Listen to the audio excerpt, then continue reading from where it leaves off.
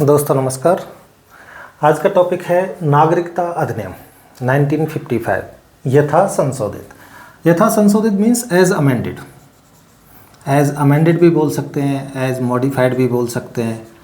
तो नागरिकता अधिनियम 1955, इसके अंदर क्या क्या दिया गया है और क्या क्या इसकी खूबियां हैं, आज उसको देखते हैं। एक और चीज़ दोस्तों इसमें पहले मैं कहना चाहूँगा कि हमारा देश जो हमारा संविधान है, हमारा जो संविधान है वो एकल नागरिकता का प्रावधान करता है। किसका प्रावधान करता है? एकल नागरिकता। हमारा जो देश है वो एकल नागरिकता का प्रावधान करता है। एकल नागरिकता, सिंगल सिटीजनशिप, सिंगल सिटीजनशिप का प्रावधान करता है। संविधान कहता है कि एक ही नागरिकता रहेगी। अमेरिका की तरह नहीं है। अमेरिका में दोहरी नागरिकता एक व्यक्ति को मिल सकती है, एक उस देश की नागरिकता और उसके एक राज्य की नागरिकता, वो दो नागरिकता ले सकता है। तो ये एकल जो नागरिकता का जो हमारे संविधान ने ये जो खूबी ली, ये ब्रिटेन के संविधान से ली थी। किसके संविधान से? ब्रिटेन के संविधान से इसने ली कि भाई एकल नागरिकता हम रखेंगे, ठीक है, सिंगल सिटीजनशिप। अब है नागरिकता अधिनियम 1955। इसको भी कम से कम मैंने जैसे बोला यथा संशोधित, as amended, as modified, as revised, इसको 4 बार अब तक संशोधन किया जा चुका है। इसमें 4 बार अमेंड किया जा चुका है। ये 1986 में अमेंड हुआ, 2003 में अमेंड हुआ, 2005 में हुआ और 2015 में हुआ।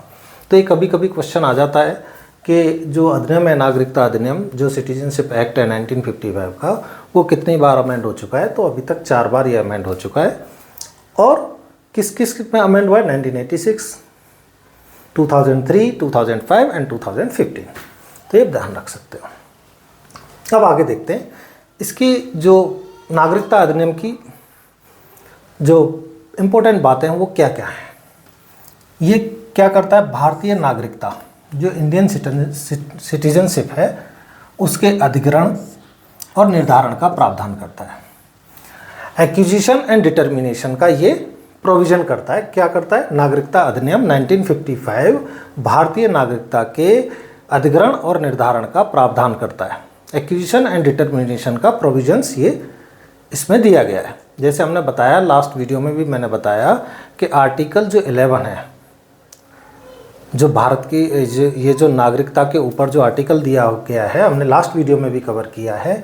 वो कितना क्या क्या है आर्टिकल्स? आर्टिकल 5 से लेके और आर्टिकल 11 तक ये दिए गए हैं। 5 to 11 पार्ट 2 में, भाग 2 में ये नागरिकता के बारे में प्रोविज़न किए गए हैं। Article 5 to article 11। आर्टिकल 11 संसद को शक्ति देता है, जो हमारा जो पार्लियामेंट है उसको शक्ति देता है कि वो नागरिकता के लिए या नागरिकता के बारे में कुछ भी प्रावधान कर सकती है। तो उसी बेस पे, आर्टिकल 11 के बेस पे नागरिकता अधिनियम 1955 लेके आया गया था। तो ये जो हमने बात कही थी ये उसकी चीज़ें हैं।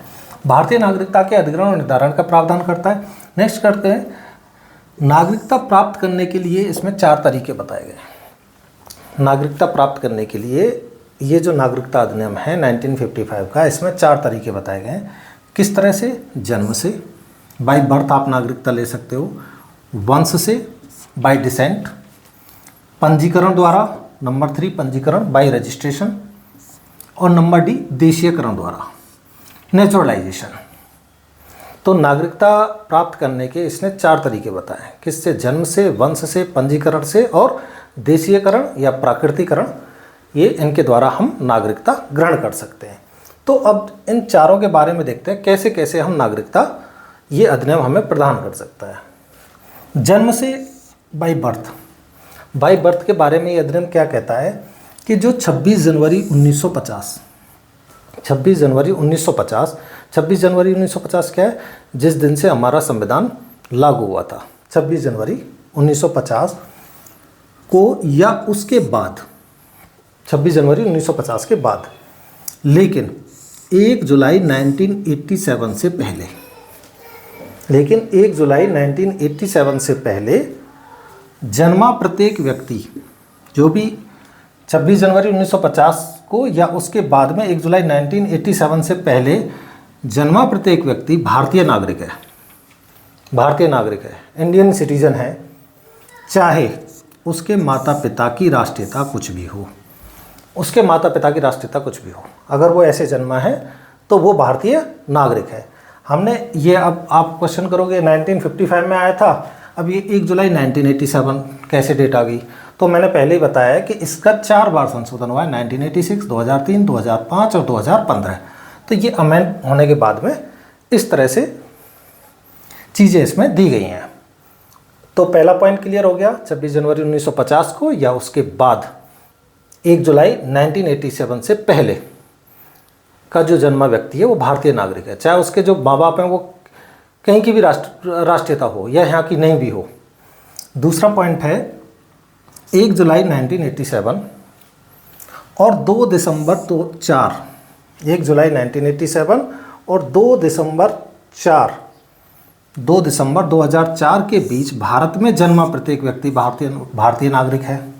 1 जुलाई 1987 और 2 दिसंबर 2004 के बीच में जो भी भारत में जन्मा है व्यक्ति वो भारत का नागरिक है, बशर्ते क्या है, एक कंडीशन है, उसके माता पिता में से कोई एक भारत का नागरिक हो।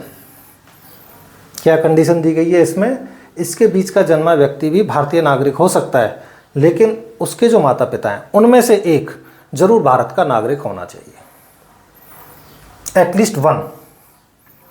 नंबर सी पॉइंट क्या कहता है? 3 दिसंबर 2004 के बाद, अपडेट आ गई, 3 दिसंबर 2004 के बाद जन्मा कोई भी व्यक्ति भारत का नागरिक है, भारतीय नागरिक है, बशर्ते उसके माता पिता भारतीय नागरिक हों।